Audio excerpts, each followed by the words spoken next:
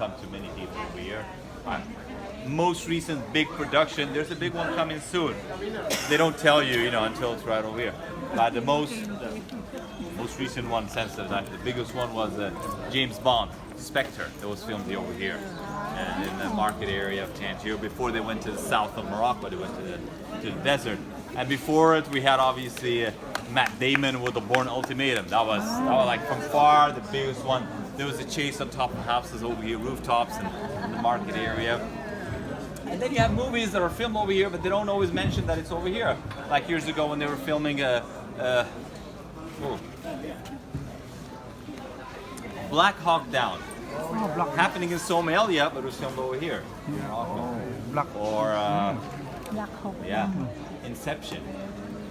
That's what I'm trying to remember. Inception with Leonardo DiCaprio. The part that was happening in Mombasa was filmed over here in Tangier. Remember very well. He was sitting over here, and then he would notice that he was being followed by agents, so he jumps down over here. The double, obviously. And by the way, DiCaprio is tiny, really short. Oh yeah, he's short. I mean, and he's quite plump. And then he starts running around, and then his partner, his Japanese partner, picks him up in a car in the Grand Soko Square, the square of the market of the outside over there, the April 9th Square. We didn't really much enjoy his visit. Too many bodyguards around him, no pictures, get out of here. On the other hand, with Matt Damon, beautiful person, Boston dude, down to earth, talking to people, walking around, taking pictures and so on, absolutely down to earth. Another person was great. Daniel Craig was fine. Tom Hanks. Yeah. Oh, beautiful. They were filming in Marrakesh with Julia Roberts, Wilson's War. And he came over here to Tangier, visited here the Old City Isles. Beautiful, beautiful person. So, we're having lunch right over here, one of the most known restaurants in Tangier. But, thing is on top of the oldest pharmacy in Tangier. It's 1881. Okay? 1881. Now, pharmacy in the sense of the modern ones, the chemist. Okay? Not the old traditional herbal oil stuff and so on. That's a different story. But when the modern pharmacists came in, this was the first one, 81. I think they were, I don't know if they're, which generation they are, but the young one, no, I'm young. It's written in French over here. It's written in Arabic over here. And over here it's written in Berber. Well, I'm saying Berber so that people understand what I'm talking about. Though the term Berber, it is not used here locally. We say imazirin among each other. I understand that outside of Morocco, when you talk about Morocco, it is commonly taken for or commonly accepted or commonly, known for being an Arabic nation. This is not correct. Though we don't use the term invasion, but we are in Africa. And Arabs, they're not Africans. Arabs are Asians. I mean, you got all this creation of the media with the Far East, the Middle East, and all these stories, but we're talking ethnic groups. Arabs are Asians. Saudi Arabia, Yemen, Kuwait, Iraq, Syria, that's Asia. And just like at one point they went to the other side of the Asian continent, they also crossed the Red Sea over to Africa. Egypt, Libya, Tunisia, Algeria, Morocco, and then over to Europe. Portugal, Spain, south of France, Malta, Italy, and so on. But before we had the native people, the French at one point started calling them les Berbères, to make that distinction. But we say the Imaziren. Imaziren is free persons or free people, the native people in this country. And before we start talking about the so-called Moroccan territory, in this Moroccan territory, there were actually three different independent nations, separate nations existing over here. But nowadays we commonly refer them for being the three areas where the three native tribes of this part of the country existed. But this is something common to all the northern African countries, not only to us.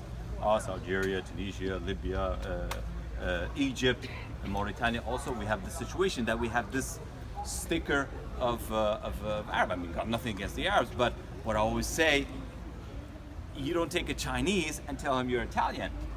Okay, well, I come from the Rif Mountains. I mean, I got nothing against, but I'm not an Arab. I'm Berber. Okay, so I'm going to use the term Berber so that we can understand. But you see, when the Arabs arrived to this country, they created the Kingdom of Morocco. They introduced the Arabic culture. We had our own three native cultures, three native languages. Terifit in the north, Temazit in the center, and Tashhit in the south. These are three languages.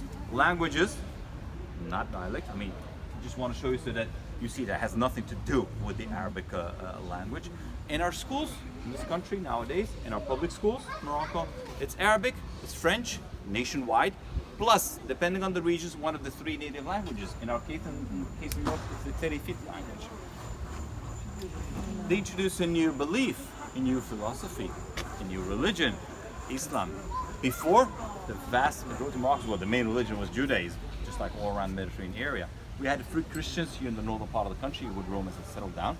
But then obviously Islam was introduced later on. It took a while because we started talking about a very important Muslim community until the 11th century. Since we're in a court, let me tell you, legal texts. We have a civil code that goes back to 1913 for all matters, for anyone who lives in Morocco. But anything that has to do with personal status, marriage, divorce, inheritance, very important, has to do with religion.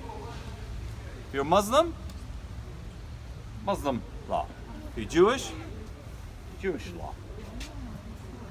Full stop. That's the problem. I'm neither Muslim nor Jewish, and I'm Moroccan. What do you do with me, Mr. Judge, when I want to get married? When we have inheritance problems? It's a big problem because personal status still has, in this country, relationship with belief. This has to change. This has to change. It will change. It's very hard.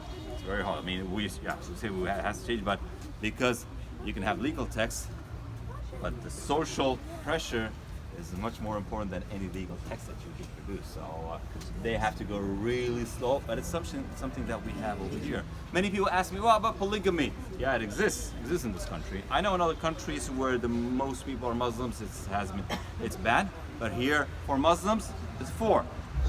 Not easy. Not easy. Complicated in a legal sense. For the Jewish, even more. More than 4 in a sense, and even more complicated. Because one of the things is that before you convince the second wife or the first one, depending how many you have and which one you want to get, before you convince the other wife, if you want to have another one, you want to convince the judge. Because the judge is the first step. He needs to sign. Because to get married, you ask for permission from a judge. Just to get married, okay? So he needs to check a number of conditions, and if you fill these conditions, then you can get married. Obviously, 2 people, 18 years old, they can go to an office and get paperwork done. You can do it, without any kind of celebration, which we're noticing more and more young people are doing that. I'm sorry, I'm old school. I prefer to have a little party at home. But this is the situation, and yeah, as I said, these things exist, but it's not easy. It's not easy. It's quite a few things obviously that are complicated. It exists, but it's quite complicated. But anyway, my intention is to show you obviously the writing that we call the tifinagh. Tifinagh is the Berber writing, left to right. That is that absolutely has nothing to do with the Arabic. The name of the square is April 9th. The date of April 9th, 1947. Historical date for us here in this country.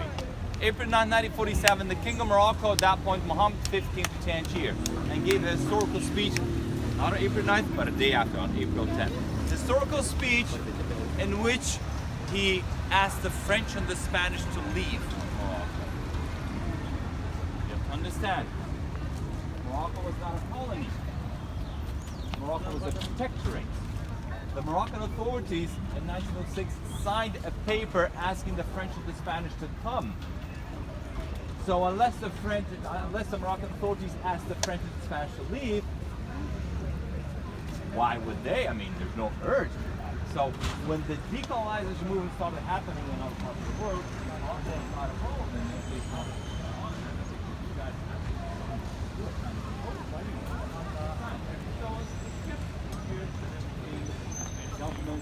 Playing around, whatever they wanted. We are here to walk around in Tangier, Morocco.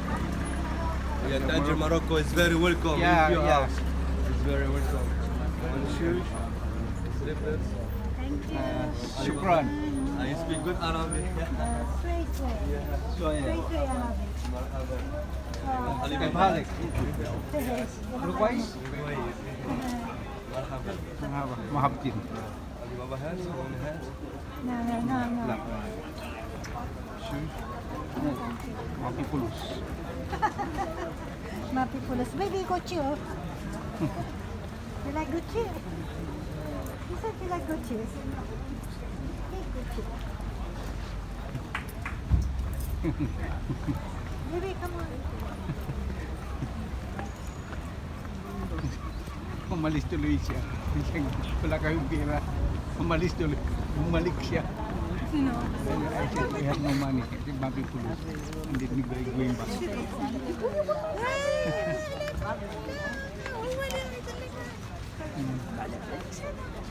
We are here.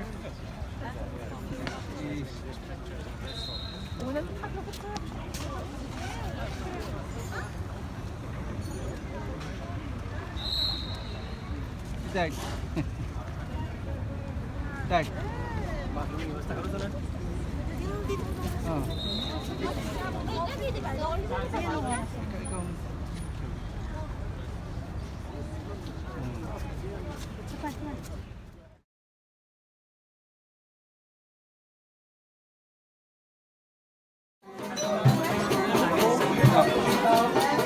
This is the group of the tour from Spain.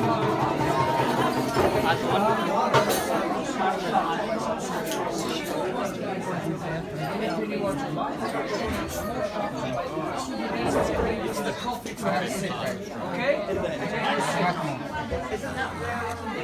And we go to the bus. Yes. You stay with the group. Abdul. Okay, I look for her after that.